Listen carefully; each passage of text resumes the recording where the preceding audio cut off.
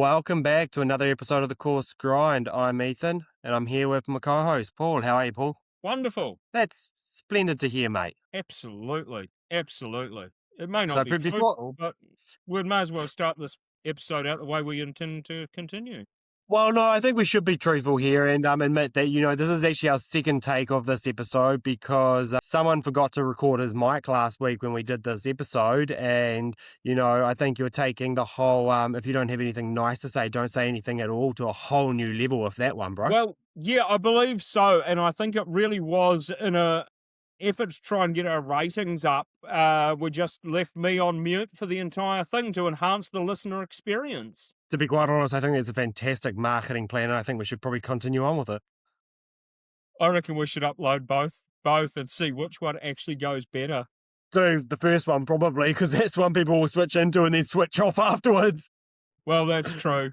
Last week we're discussing fourth wave coffee, what we see fourth wave coffee as, what sort of trends we're seeing come through, and how that makes the scene look going forward. And obviously we don't have a crystal ball, and we could be well and truly off the fucking rocker with this one, but there seems to be trends popping up. They're actually indicating what we could be looking at, what the cafe scene could look like going forward. Yeah, and it's interesting. I'm just sitting here thinking about it now with a week to reflect. That it almost seems like there's some things that are really going back to their roots, but then other aspects of what looks like we could call fourth wave really challenging everything that we think we know as well, which I think that's evolution. But again, sometimes you've got to circle back to where you began to realize just how far away from the point you actually got. I'm a firm believer that every trend has a cycle and it comes back around at some point. I mean, I wasn't around for leg warmers, but I remember when they returned.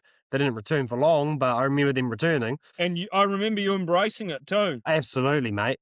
That was about the year that I started cross-dressing, right? Hey, what you do in your own home, I'm not here to Ends up on judge. social media. So So a lot of you might have seen some stuff coming out of Australia recently from a company called Project Zero. And there's been a lot of chatter in the coffee industry about this. So I would say most people in the coffee industry know what I'm talking about right now. But for those that don't know what I'm talking about, that are outside of the coffee industry or haven't picked up on it, Paul, do you want to just give a rundown on what's happening over at Project Zero? pre-batched espresso, What? pre-made espresso. The ultimate. Here's one I prepared earlier, and Now, I have to admit to you, and I don't think I said this to you last week, all right? But back when I first started, we had a wholesale client, and their main competition, she was telling me that they were doing pre-batch espresso. So we're talking 10 years ago. Now, yeah, bear in mind, they weren't doing it the way that Project Zero are doing it, and they weren't doing it in a way that I would expect quality to hold, but they were pre-batching Zero to make their workflow easier. Pre-batching espresso, not Zero, to make their workflow easier. yes. So again, leg warmers, maybe? Maybe. And again, it's one of those things that there's been a lot of shade thrown at cafes that have done this in the past. But the reality is we could probably all put our hands up and say there's a good chance that we were served pre-batch espresso in the past. And I'm talking what we refer to as dead shots in a milk beverage, and we didn't know the difference. Talk me through what pre-batch espresso is and the process of it, mate. So pre-batching is an espresso, but it's been made before it's intended to be served. The best practice protocol that's coming out of Barista Hustle and Project Zero and all the movers and shakers that generally put the time into these things, Scott Rao and et al., is that it's poured and it's flash chilled. So ice bath, like anything, we know with food in general that flash freezing or flash chilling is where it's at if you want things to be good. And so then it comes down to some people are talking 24 hours, some people are talking 72 hours. So again, the jury's probably still out for how long you can keep it for. And ultimately that comes down to at what point does your customer base taste it, or what point does it become a health issue? You want to stop before it becomes a health issue, even if your customer base can't taste it. I'm just going to put that out there for those who are a little bit slow in the back. You obviously called me out on that one. Well, So I yeah, think sorry, I were actually referring to you. We're both on the same site at the moment, but Ethan's out the back recording.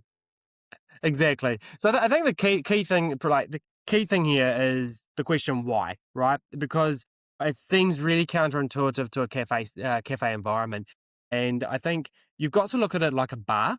All right, because your coffee machine setup, like from an operational perspective, is actually very similar to a bar setup in terms of you have all of your stuff ready to go, hand in hand. I mean, you got your chocolate syrups ready to go, your flavored syrups ready to go, your chai syrups, this and that and this and that. Everything is ready to go. So you are making to order. All right. And the whole purpose of bar prep is to be as efficient as possible to make to order. It's not often in a busy bar that you walk in and you see them cutting the lime to order or mixing the sugar syrup in to order sort of thing. They have prepared everything. All Yes. right. And so it's that same sort of concept of how do we make things more efficient? Two, how do we cut down on costs? Three, how do we save on wastage? And I think that's where pre-batching comes in. Yes. I think if you've got, I mean, now we need to be very clear here. We are not talking about espresso. We are not talking about long blacks.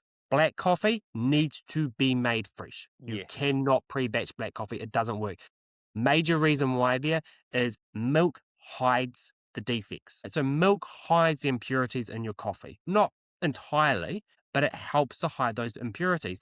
Black coffee, it's not going to hold. It's not Well, going to work. let's face it. In a 12-ounce flat white, your espresso is less than 10% of the beverage, so absolutely it's hidden. But the other thing I was going to say in regards to pre-batching is it becomes homogenous. If you're say you've pulled 100 shots and 5 of them were shit, and again, it depends on what your level of shit is, but at the end of the day, you're only as good as the worst espresso you're prepared to serve. Pre-batching raises the floor. It may lower the ceiling, but it raises the floor. And let's face it, it's a lot easier for your customers to lick the floor than it is the ceiling. And look, like a great comparative for those, I think, that are really into the coffee scene would be your differences in your filter systems, right? Because, I mean, if you compare from a filter perspective, say the Chemex or the V60 is on a par with espresso, well then your pre-batched espresso is on par with your Mocha Master. All right, there is more skill and talent required in a Chemex and a V60 than a Mocha Master. You're going to get a better coffee out of a V60 or a Chemex. You also have a higher chance of fucking that coffee up. Yes. A Mocha Master, you're never going to get 100% coffee out of a Mocha Master. To me, that's my reality. But you're always going to get a 90%. It is going to average out, and you're always going to get it. Same with any form of batch brew versus single brew, right? Yeah. And it's that same comparative. So from that aspect, you actually raise the bar and consistency in your cafe for milk-based beverages. On the condition of the quality of coffee in the first place and the quality of extraction in the first place. I believe you've been doing some experimentation with pre-batching as well? To be quite honest, I haven't. It has been on my list of things to do. I have not gotten to that. I've been too busy trying to find a second fucking Mocha Master that's not going to cost me an arm and a leg. Fair enough. And that's for a whole different issue. Yeah. Fair enough. It is on my list tomorrow to pull 500 mils of espresso out. And then come Sunday, so giving it that 48-hour cool down period, come Sunday, play around with it, not serving it, but play around and see how it comes out. I think one of the key things that you have to recognize here, though, with pre-batching, you've still got to extract the coffee. So there is still at some point, somewhere along the production line, someone behind a coffee machine extracting espresso. And that's the thing, your espresso, in terms of man hours, it still takes 30 seconds to extract an espresso again, if that's your recipe, which mine is a 30-second extraction, it still takes 30 seconds, no matter how many of them you're doing. Which just means you're doing them back to back. Still gives you 50 seconds per espresso minimum, because you've still got grind time, you've still got clean time, you've still got dump time, right? So you're still 50 seconds. I think what the key part there is that staff member, you can put that staff member in a closet somewhere, and that's what they do for 8 hours. Yes. And it's going to be a really boring job, but they don't have to interact with customers or serve customers. They don't have to answer customer questions. They don't have to do milk at the same time. So they have that sole focus. And I'm not saying that you should do that to your staff member, because that's probably borderline requiring a labor inspector to come in if you shove them in a closet.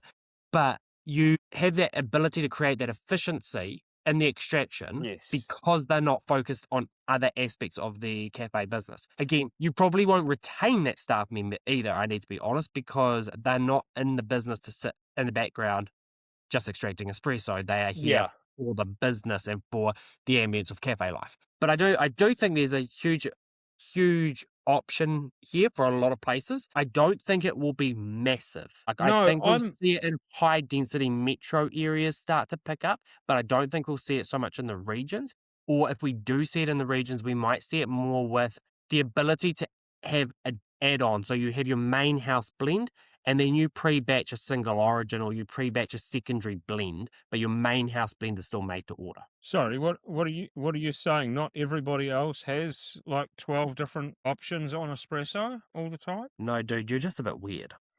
Speaking of which, I had experimented with pre-batching and served some A and B samples to some of my regulars to get the feedback. And again, nobody could tell me one was right or wrong, one was pre-batched or otherwise. And interestingly enough, there were a few instances, and again, it was a small sample size, but there were a few instances where, over half, looking back on it, where people actually appreciated the pre-batched flat white over the fresh espresso, which I found really interesting. Mate, you needed that homogenization to just even out your skills. Yes, absolutely. I need all the help I can get. But if you play golf, we must have a chat later. I'm actually considering this pre-batching, but getting you to pre-batch it for me, because I really need to lift that floor. But what I found your floor really or my floor?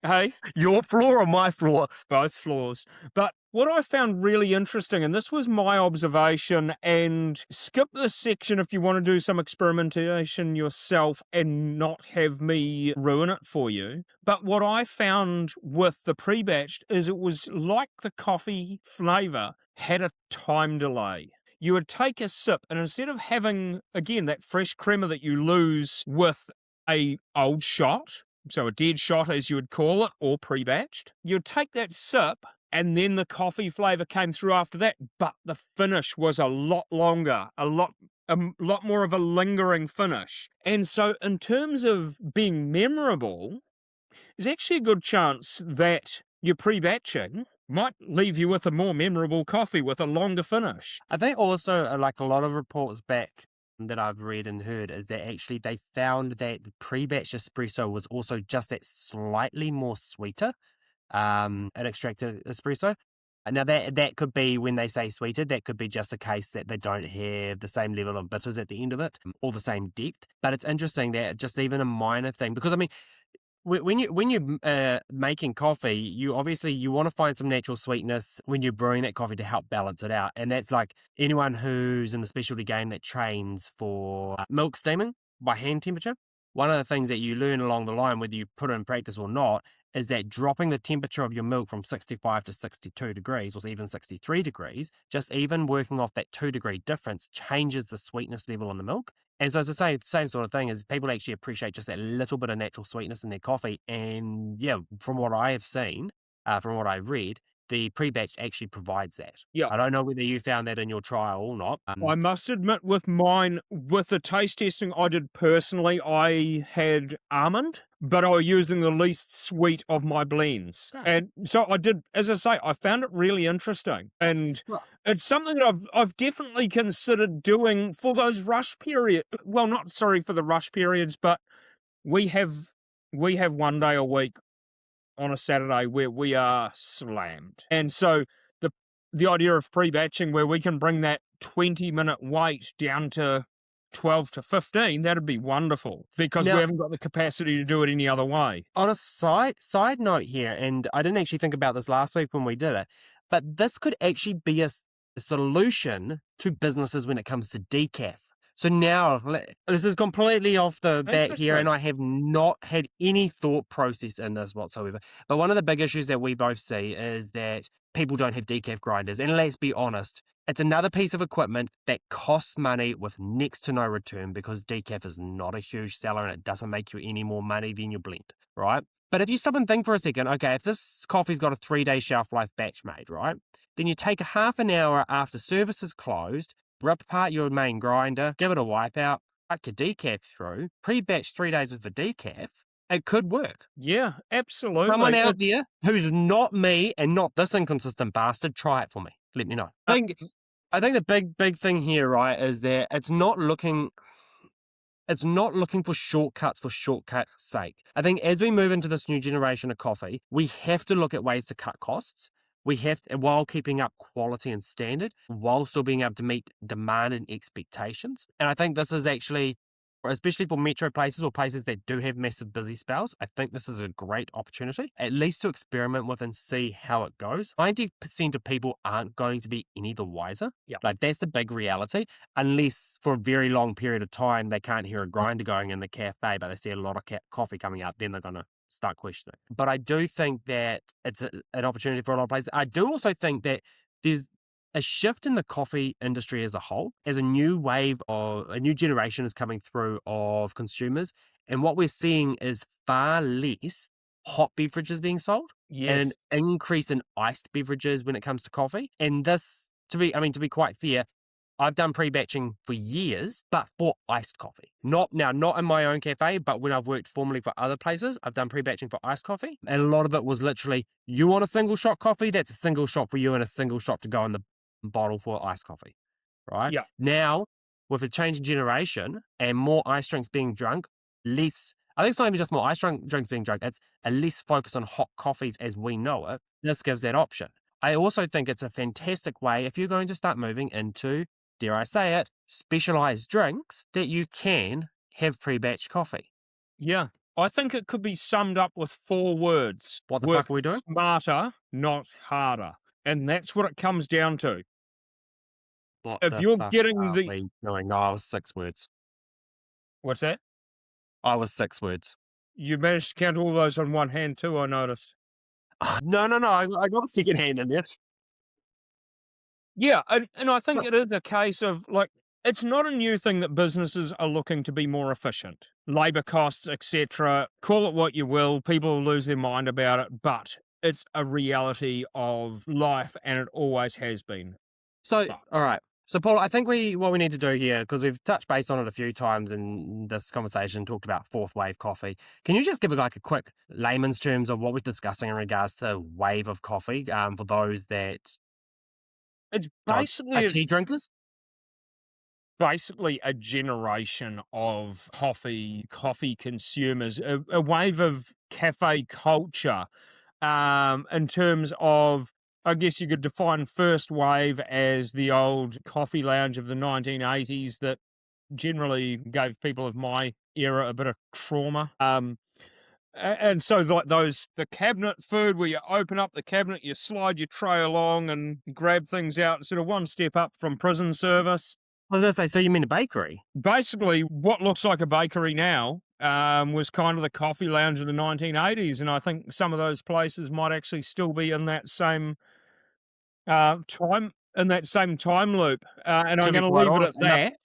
they're probably actually doing quite well because, everything comes around again and everyone loves a Well, little bit of retro. but the thing is, if you look at the generation who frequents those, it's what's familiar. And again, this is an interesting conversation that I had with a customer a matter of months ago, and he was saying to me that specialty third wave coffee now as we know it, our kids' generation, so him and I are about the same age, like kids coming into their late teens, that kind of coffee culture that they've grown up with is a bit cringy to them now. And so they're the new generation who are coming into these things like matcha and so on and so forth. Like And we'd come into it with the likes of, I want to say Starbucks coming to New Zealand, syrup lattes and all that, and bowls, Oh, and that's that yeah. kind of thing, and that's gone out the door now. And so it's with the generations. Like I'm going to say I'm of that generation where I'm the grumpy old guy that's not going to embrace matcha and everything else, but I understand that other people are. But it's I again, mean, you look, stick to what you know. 10 years ago, right, if you looked online and you talked about coffee, you'd see flat whites, you'd see a bowl latte. You'd probably still see a fucking iced coffee that looked like an ice cream sundae. Thankfully, in my generation, that sort of, for the most part, phased out. Then for some reason it came back and we had crazy shakes instead, but that's a whole other thing. But for us old people, if we can actually work out how to use TikTok or to look on Instagram, right?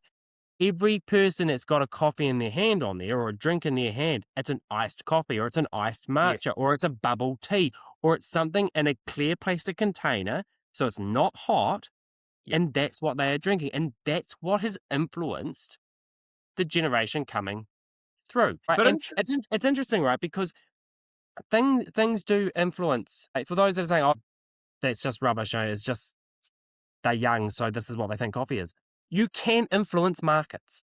yes, Nestle proved that when they tried getting coffee into Japan and no one in Japan wanted it. So they influenced the children of Japan with coffee flavored lollies. I'm pretty sure it was Nestle. You can quite correct me with the company if I'm wrong.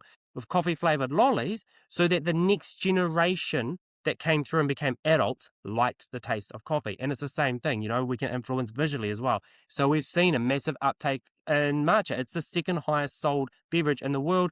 Don't quote me on that.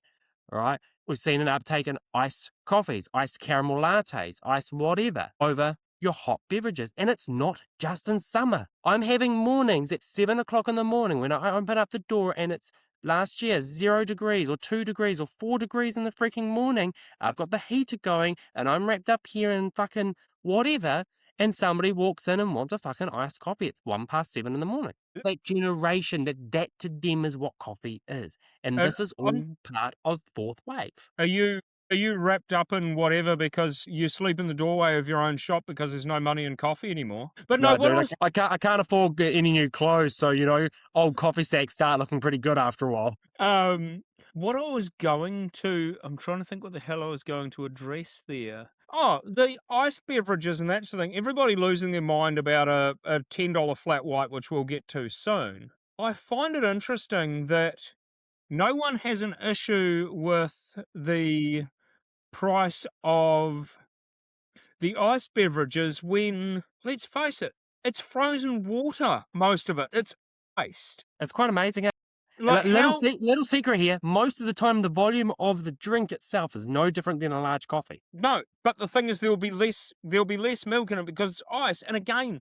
going back in generations, I were of that generation where you'd go to the fast food chains and that sort of thing, and you would order your drink without ice because they would load it up with ice and you'd get no drink. And so I find that quite interesting too. And so I wonder if we can influence the market with that, with our shitty little podcast, and people start complaining about the price of iced drinks because it's mostly fucking ice.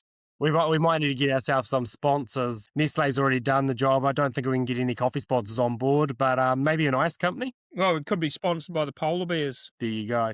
I think But I think this is what we're saying is, there is a shift, all right? So cafes do have to be onto it now and recognize that things are changing. If you still want to be profitable as a cafe, you cannot keep doing the exact same thing. And I'm saying still want to be profitable as a cafe with the fairy tale in my head that cafes are profitable. Well, I was thinking the want, like wanting to be profitable, that seems to be a filthy thing in anybody's language at the moment, is to make any money unless it's from being paid a wage seems to be really frowned upon. I think that's quite potentially a whole topic for another day. Um, but Yeah, but cafe. Look, bottom line is cafes are a business. Number one reason anyone goes into business is to make money. There is nothing wrong with making money. I am all for people making money. In the hospitality game, in the cafe game, it has always been an extremely hard scene to make money in. It is harder than ever right now, between the recession, between the war going on, between backlog from COVID, because we're still actually feeling the effects of that. And for certain parts of New Zealand, there's still effects from the cyclone. And some of those effects can be purely that those events drained the bank account so much that it's taking time to recover. All right. Yeah. So it doesn't have to be immediate, oh, that's cyclone related. It's, I spent all my money because of the cyclone. I've got no money. And now it's Yeah. taking me time to actually be able to recoup.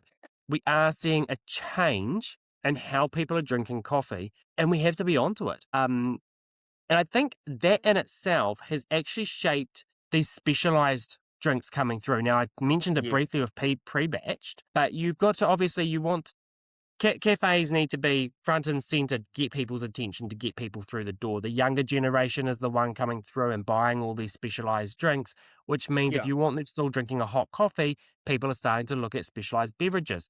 And it first clicked for me was an article the other day from Richard at Flight Coffee, talking to NZ, I believe it was NZ Herald or RNZ, and in it mentioned briefly about their banana split coffee or something, Banana bread latte. banana bread latte. And that triggered for me because over the course of the last 3 or 4 I think months, it triggered a lot of people, to be honest. I have noticed I have noticed a lot of coffee companies, in particular big names in the coffee roasting, specialty coffee roasting scene, advertising online the specialty drink that they've developed or this specialized Yes. drink that they've developed. And it's not something that's new. It has always happened, but not to this volume. No. Well, I And would it say triggered.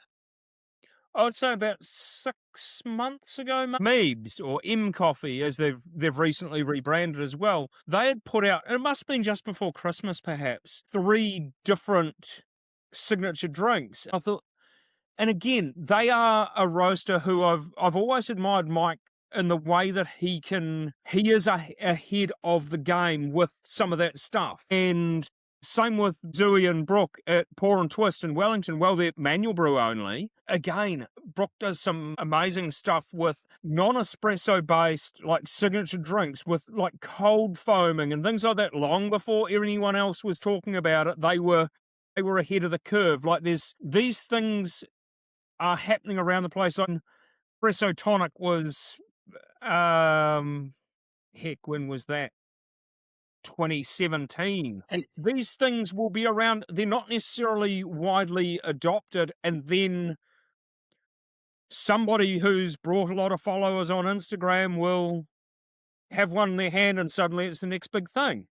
I want to point out here, for me anyway, this is the signal that we have now seen the end of third wave coffee, because a lot of this stuff is coming from names that we would never expect to see it from. People who led specialty coffee, led third wave coffee through its Careful, the boys are generation. supposed to bring me, not you. I mean, look, 15, 14, 13 years ago, whenever I was working for Flight when I was younger, the idea of a banana bread latte probably would have had me losing my job. Because out of all of the specialty coffee companies, I would say, without sounding toppy nose, Flight was at that time probably one of the most purest of them. All right. We were Absolutely. focused so much on the quality, the cleanliness of that cup, of that coffee. And there was a huge focus on our filter base, because like Chemexes and V60s, because you could really get crisp coffees out of it.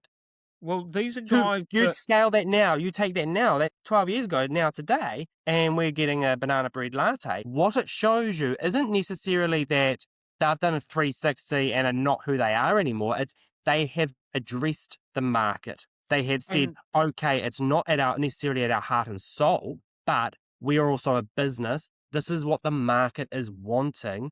This is where we're heading to. Richard, if you listen to this, which I highly doubt you will, please send me a message, give me a call. I would love to hear the reason behind the banana bread latte as opposed to just my bullshit speculation. But yeah, absolutely. Absolutely. But again, it's one of those things you can either have a Kodak moment or you can change with the times. And it's about evolving and putting your stamp on these things. And don't get me wrong, like and again, I have to say I completely agree with you. And when I started in coffee, I you agree with worked me? with Flight, yes. Are you feeling Take sick, bro? take the moment, just take the moment, process it, and move on. I don't know whether I like that or not. And again, I think I raised that article with you. I'm like, where is this going? Like, discuss. This is so unusual. But again, what we need to remember is there is a difference between making a banana bread latte and making a banana bread latte. It's like the difference between a flat white and a flat white. I highly doubt that the hanger are buying a mass-produced syrup out of a bottle and pumping it into somebody's latte. That is the difference. It is the balance of flavors that creates these things that, again, there's IP involved. It's not a simple, here's a hot banana milkshake. There will be a lot more to it than that, and that's where the art comes into it. And again, And that's the thing is it is art, right? And the level of specialty drinks that we're seeing online and the quality that we're seeing come out of them, it is taking, and you've actually talked a lot about this previously about that distinction and upping the game and being next level. And what we're seeing here is when we're talking specialty drinks, we're not talking second wave Starbucks style coffee. no. We're talking things that are designed, created at the level of a mixologist. So we're back to the whole Yes. cocktail bar thing. So this is actually what you're saying is there's people out there who are actually taking the term barista derived from bar person quite seriously. No, what I'm saying is that there's people out there who are baristas who are trying to be mixologists, just like people who make coffee at home think they're commercial baristas. No, I love all you home coffee makers, no shade. But we've already talked about the difference between making coffee at home and being on a commercial Yes. level.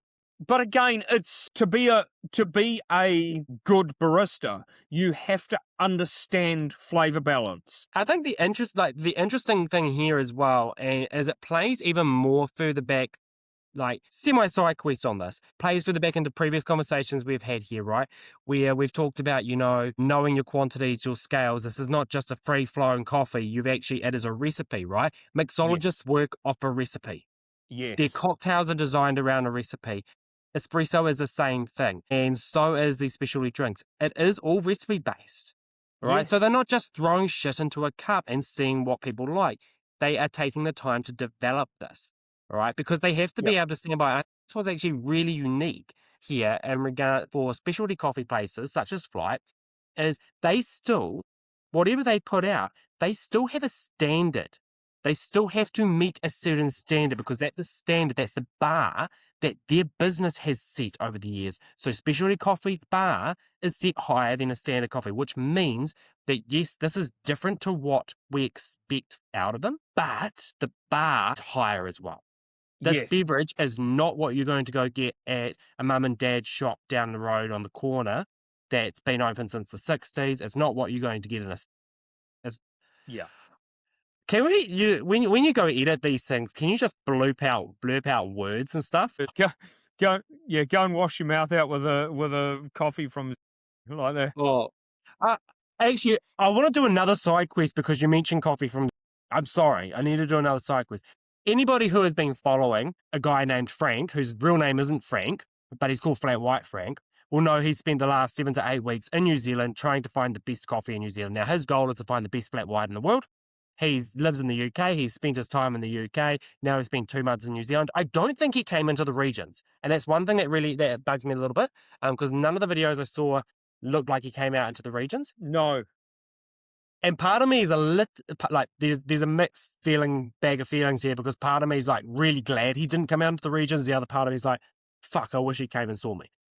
Absolutely. I would love to have a yarn, but Look, if I was his 4 out of 10 coffee in New Zealand, no publicity is bad publicity. absolutely. Like, But and what's the thing interesting... is, I would make that drive even with petrol at $3.10 a litre. I think at the moment, I'd come for a drive just to see if your flat whites really are that shit.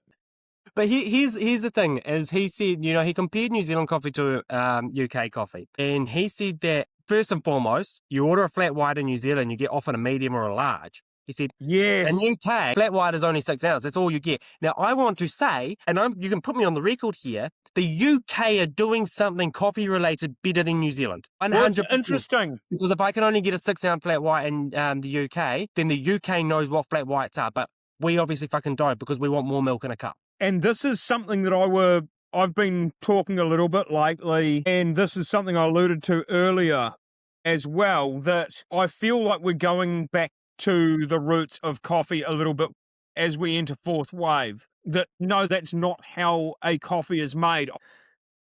I saw a post about a month ago, I suppose, where somebody had posted a photo of a traditional cappuccino, and there was a whole heap of shade thrown at it. But as somebody said, that is how a cappuccino is supposed to be made. And the thing is, I've recently had people come to me and said, want to see if you can make a real cappuccino. And it's occurred to me that everybody's just making lattes out of everything, or flat whites out of everything, because everybody's so focused on latte art. Let's face it, your cappuccino does not have latte art because it's not a latte.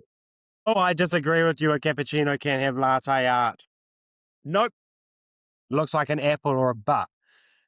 The other thing that But- Frank said, and this is where it comes from, your dig at me about going to the servo just now, is that in the UK, you can either get a really good cup of coffee or you can get a really shit cup of coffee. Yeah. But here in New Zealand, and all of the cafes he's had coffee from, and all of the places he's had coffee from, even from a BP petrol station, which while he filmed this, he was sitting outside of drinking a flat white, he said, you can always get a 7. No matter where Yes. you are in New Zealand, you can always get at least a 7 out of 10. Now, that's based on where he's been. But that plays into exactly what we've been saying for the last 8-9 months, is that in New Zealand, you can pretty much get a 7 out of 10 coffee anywhere you go. And people are 95% of the time happy with a 7 out of 10 coffee.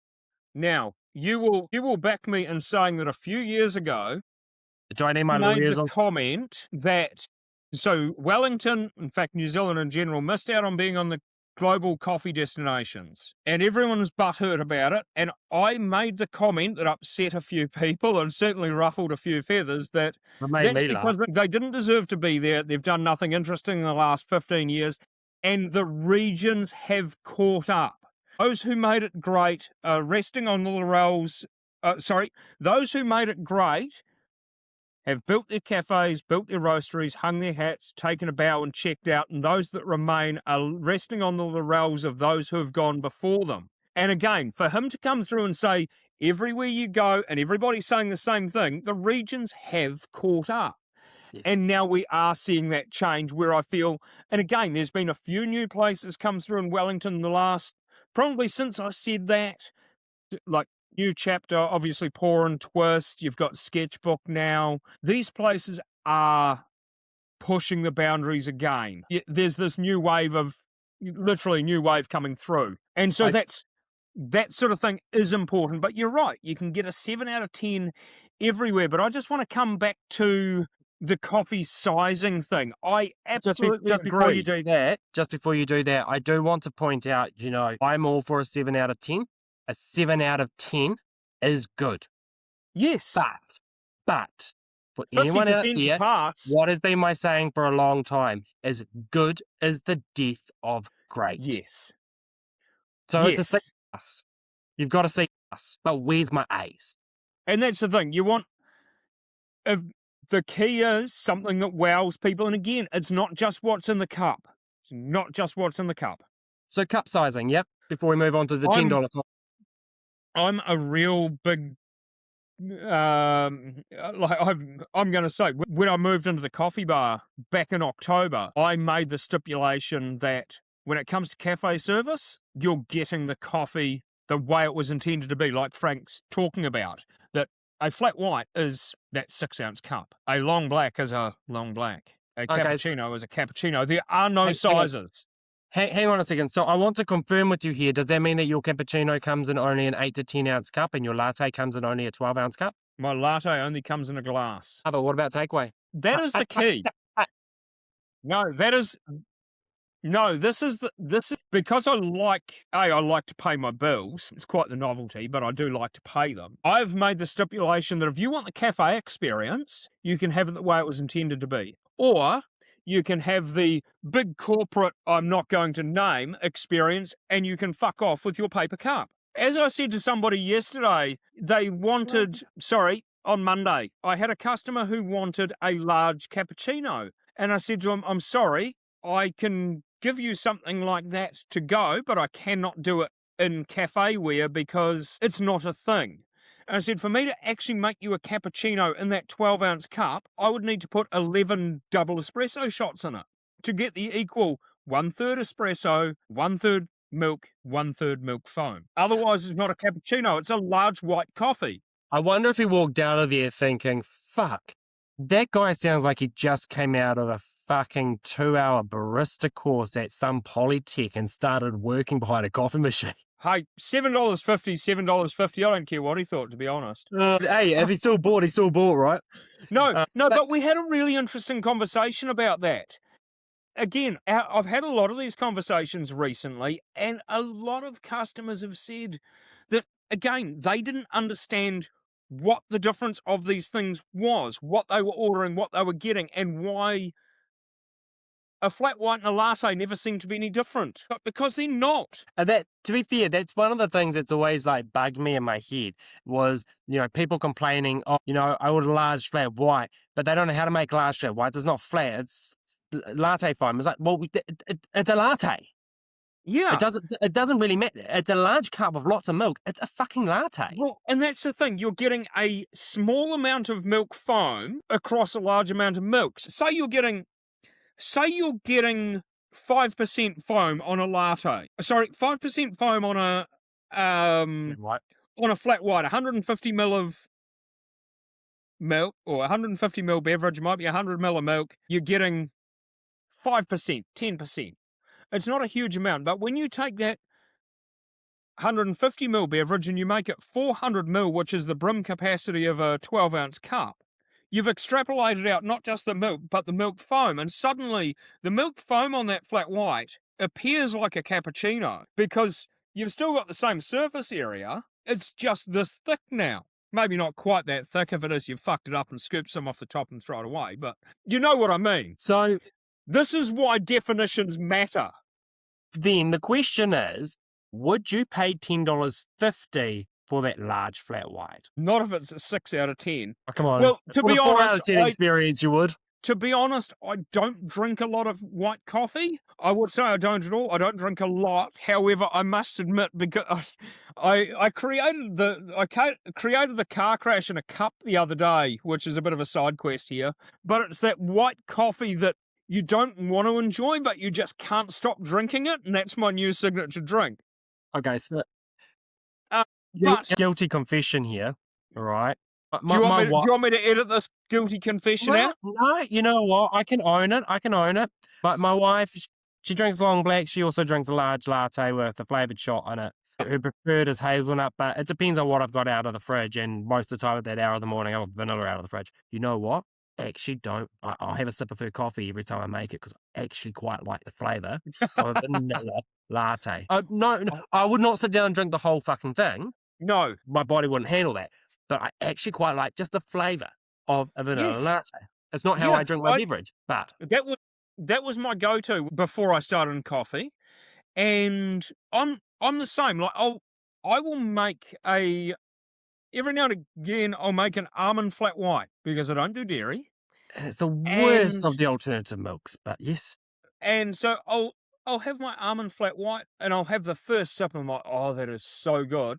But then I'm done with it. It's a bit like your vanilla latte. It's so good, but I can't do a whole one. It's just not a thing that I do. But as I say, we made what has been named a cronut latte because I'm a coffee bar, not a bakery. Does it come out on a steel tray? What's that? Does it come out on one of those plastic or steel trays? No, I would love to. That would be pretty... That would be more on brand for the Village Snob with the waiter and the silver tray and no, the tea I was thinking that first wave coffee bakery style. Well, you could have it to wash down your banana bread. There you go. Speaking of banana bread, and I want to touch base on this quickly before we close out for the day, because we have actually mentioned it a few times in this episode, and actually it was our starting point of this episode when we first recorded it. We've also mentioned a few times about the banana bread and the article that came out of the Herald with our good friend Richard Corney from Flight Coffee. More or less, what the article is discussing is that based on Rich's current calculations, we should be paying $10.50 for a regular flat white at a cafe if cafes are supposed to survive. And that's based on rational economics, meaning that any cafe that is charging less than $7 was subsidizing that cup. I think a lot of this is people don't realize, everything plays a part in that cup. It's not just the cost of coffee, it's the cost of rent, it's the cost of power, it's the cost of wages, it's the cost of insurances, it's the cost of a war in another part of the world that is going to have a trickle-on effect into the economics here in New Zealand, and the cost of goods. $10.50 seems pretty bloody steep for a cup of coffee. But it's interesting you say that. I did some research yesterday, completely unrelated, but in some ways extremely relatable. And again, it doesn't necessarily matter the background costs. At the end of the day, your customer doesn't come to you and say, "Oh, you're charging too much for your coffee because I know you only pay $40 a kilo and Paul's paying 44." But what I worked out the other day was, and again, talking about fuel costs and the war and that sort of thing, everybody's losing their mind about the price of petrol. In 1999, 2000, that is when petrol crested the $1 a litre for the first time. Yep. Now, I'm just doing a quick check on what something is now. Cool. Okay, so I am right. And so back then, minimum wage was for the New Zealand adult minimum wage was $7 to $7.50 an hour. We're now just cresting $3 a litre, In and certain everyone's parts of the losing their world. mind. And I would like to point out, just disclaimer here, that at this time of this recording, we are now in the 13th, I think it's the 13th day of the Iranian war in 2026. Okay, so that is having an impact on the speculation cost of fuel in New Zealand. Yeah. And so when fuel was $1 a litre, New Zealand adult minimum wage was $7 to $7.50 per hour. It's now just about to crest $3. It's been around the $2.50 for who knows how long. New Zealand adult minimum wage is $23.50 per hour now. So fuel to minimum wage is actually a lot higher than fuel. If you look at it at that, you're about 25 cents to the litre of fuel. I'm wondering where you're going with this, because I did just do some back of the napkin calculations here, and if you went minimum wage versus a litre of fuel costs 13% of minimum wage back then, and based on it now costs just under 13%. So they're actually on par. That's what I'm saying. Is $7.50 was the $7 to $7.50 and $1. So at $1 a litre, You're we're tripling on $3 a each litre. side. If you took minimum wage at $7.50, that's $22.50 a litre. They're on par. So Yeah. what I'm getting at here is people are irrational. They are bad at maths and make emotional decisions rather than educated or calculated ones. Exactly. And look, I I've think just called out the entire population. you have indeed, but I need to quote the last thing that Richard said in this article, because I think this is actually quite powerful, and if you stop and think about it. And he says, when people say that coffee is too expensive at $6 a cup, what they are actually saying is that coffee has been underpriced for so long that $6 feels expensive. Those feelings do not match economic reality. And I think he is right, because to most people, when you say coffee's now $6, or when it does inevitably become $8 a cup or $10 a cup, people are going to be like, that's too freaking expensive. I can't afford that. But the reality is, it's not that it is too expensive. Economically, it's just been underpriced for so long. If you go into Europe, right, and I've never been to Europe, all right, so I'm quoting based on the information I get from the media, the information I get from other people that go to Europe, all right, you'll easily pay the equivalent of 10 to 12 to 14 New Zealand dollars for a cup of coffee. Now, yes, they might have higher wages. They also might have higher living costs, right? But you will pay that higher price for a cup of coffee. And just like anywhere else, again, do not quote me because I haven't looked at the statistics, they have cafes shutting their doors. They also have cafes opening their doors. Businesses are going around in a cycle just like they are here in New Zealand, okay? And businesses are going in a cycle of feeling the effects of rising costs, just like the average householders. Businesses aren't immune. No. And I think that's always that common misconception that owning a business should not have to tighten its belt. Let's put it down here, all right? A business should not have to tighten its belt so that consumers don't have to tighten theirs. Yeah. New Zealand is built The backbone of New Zealand's economy is built on small businesses, and Yep. small businesses, I mean, the number of businesses that don't have employees or only have owner-operator employees is a huge portion of New Zealand, all right? The number of businesses out there in New Zealand that are directly trying to put food on the table for families is massive. And so Yep. when businesses get shade for putting their prices up to match what they should be, okay, what you're really saying is that you don't deserve to put as much food on your table. Yeah. I know that sounds cold and I know that sounds harsh, but there is a reality in that.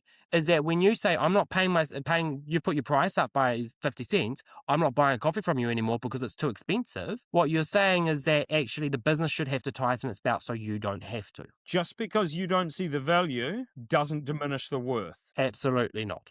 That's the Absolutely. reality. That is the reality. And again, I've used this analogy a few times, but nobody ever goes and buys a Lexus for Toyota price and says, "Look, I can't see the difference between the two." No, you just settle for the Toyota and you get less because you don't see the value in paying more. I don't personally. I love my Toyota. I don't see the value in a Lexus, and you know what?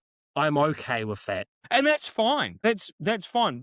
But I completely agree with what you're saying, is that at the end of the day, no one wants to hear it, but it's not the job of the business to lower its price or its margins to suit the people that are unwilling to pay for it. And the part of the problem is that we've had prices so low for so long, all right? Because as it said, they have been inexpensive for so long, they have not kept up with inflation. Part of the other problem of it is the psychology behind it.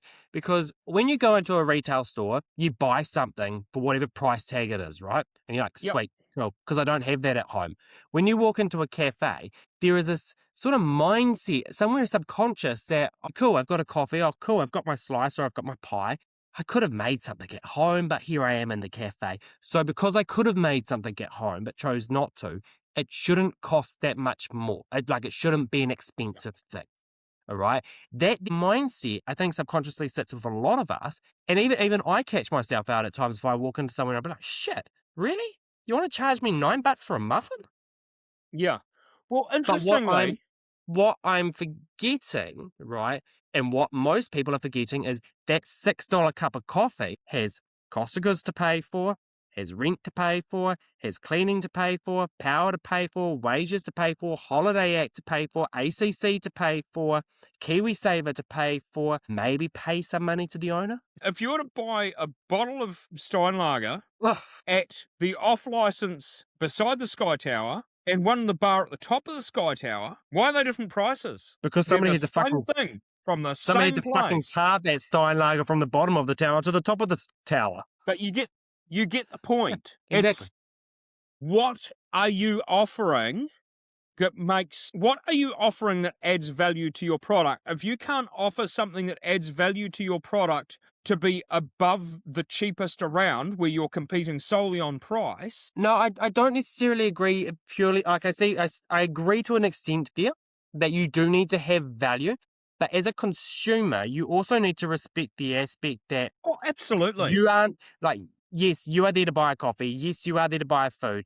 That is the purchase. But what you are purchasing really is a ticket into an environment. It's a Yes. ticket to engage with, hopefully a fun barista behind a machine who's probably all tattooed up and looks like he had a few too many to smoke last night. It's to talk to the lovely staff behind the behind the till. It's to sit down and listen to music that you wouldn't listen to on the radio because really you're boring. It's terrible. That's like me. Yeah. It's to hear the hum, the buzz, be in the vibrancy in the environment. Now, if your vibrancy in your environment that you're offering is shit, then you've got no value. But that is Yeah. what it's not about the purchase. Because like No. we've said, I can get a 7 out of 10 coffee everywhere. So why am I coming to you and why am I paying that price? I'm paying that price for everything else around. Okay. But everything else around has to be paid for by that $6 cup of coffee. And so and that's the reality. Yes, price of coffee. We can argue it and say this is ridiculous. Coffee shouldn't be this expensive. I would say right now the average price of a flat white in New Zealand is $6. I could be wrong here, but I would say it's about $6. I would say come next year, it will be $7. Here is the big kicker. You can turn around and say, oh, you're going to charge $7. I'm going to go to this cafe down the street that charges me $6, and you go to this cafe down the street that charges you $6. Then cafe number 1 goes out of business because people aren't paying that $7 price. Cafe number 2 that you went to down the street is now the only cafe in town for you to go to. So now their coffees are $9 because they've got demand. They can because they're the only ones serving.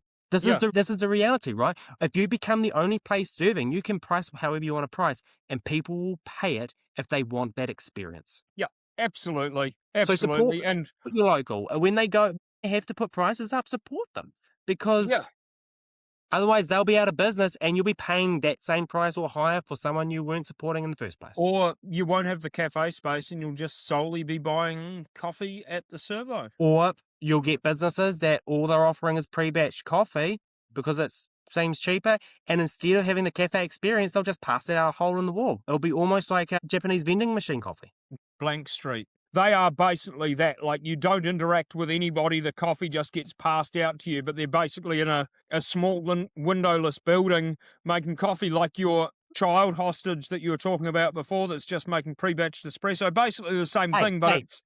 Hey, I said employee hostage. I didn't say anything about children being involved in this. Sorry, Joseph. You need to be a bit careful. You might get a nuke dropped on you shortly. Start talking like that. But I'm going to sign off with the prediction that I reckon we're going to see, as well, and you've kind of touched on it anyway, but I believe by the end of 2026, we're going to have seen in the hospo sector another coffee price increase. And I think this will become down to freight, but also shipping congestion. And otherwise, that was a factor last time. It was a factor during COVID, but also we're going to see another milk price increase, dairy increase.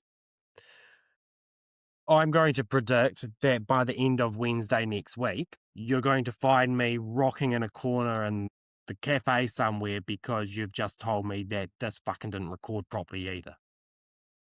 Anyways, guys, hey, thank you all for listening to yet another episode of The Course Grind. Hopefully you were listening because hopefully somebody turned the mics on this time. But yeah, until next time, peace. See you on the next one. Bye.